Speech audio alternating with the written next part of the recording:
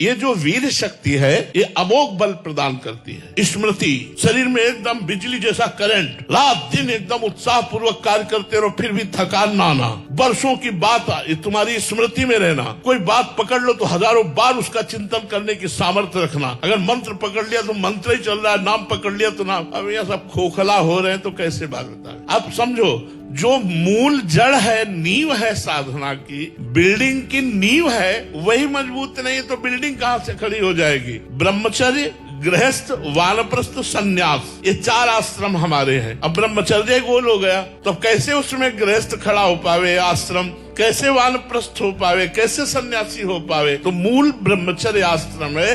सबको चाहिए अपने बच्चों को ब्रह्मचर्य की शिक्षा देना, थोड़ी देर दोस्त की तरह उनसे बात करना। दिखाओ मोबाइल, तुमने कुछ गलत तो नहीं देखा, गलत तो नहीं करते, कहीं ऐसा तो नहीं करते, कहीं ऐसा। देखो यार, हम तुम्हारे पिता भी, तुम्हारे दोस्त भी हैं। ऐसे मित्रवत बैठकर समझाओ, उनको अच्छे मार्ग में लगाओ। अगर बुरे आचरण है तो बोलो, सॉरी बोलो, आज के बाद तुम नहीं करोगे।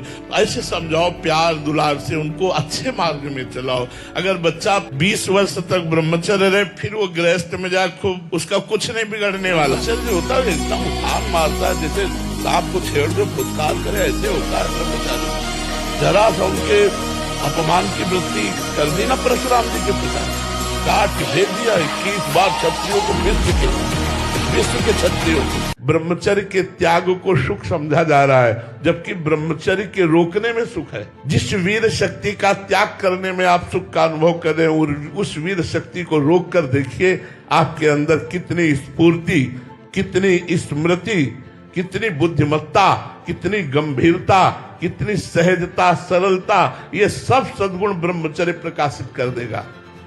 लेकिन बहुत से ऐसे कलयुगी दोष बन गए हैं कि वो एक दूसरे में संक्रामक फैलते जा रहे हैं। इसलिए सबसे प्रार्थना है, चाहे गृहस्थ हो चाहे विरक्त, ब्रह्मचर्य पर ध्यान दीजिए।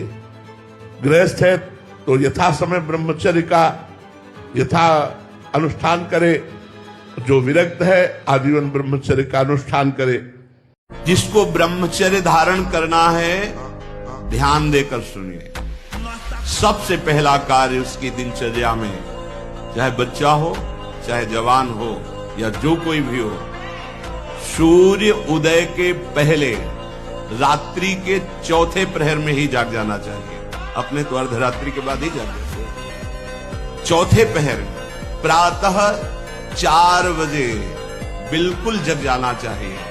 और जो 8-10 बजे तक सोता है, वो कोई भी हो ब्रह्मचारी रह ही नहीं सकता, ब्रह्मचर्य रह ही नहीं सकता। वो स्वप्न दोष का शिकार होगा, वो नाना प्रकार की कुचेष्टाओं का शिकार होगा पक्का। क्योंकि बुद्धि को सत्य प्रकाश की तरफ प्रेरित करने वाले भगवान भुवन भास्कर हैं। वो पधार रहे हो, आप सो रहे हो सैया पे, आपकी आयु, श्री, कीर्ति, बल सब नष्ट होगा। देखो ना, जो 10-10 बजे तक सोते हैं, देखो ना, उनसे बात करके देखो, एकदम ऐसा लगता है बुझा हुआ जीवन, कोई भागवतिक तेज उत्साह न वाणी में, न नेत्रों में, न तन में। क्या जीवन, मृत जीवन। एक दिन वो समय आएगा कि तुम ऐसे छाती ठोक के कहोगे कि किसी की ताकत नहीं कि हिला दे।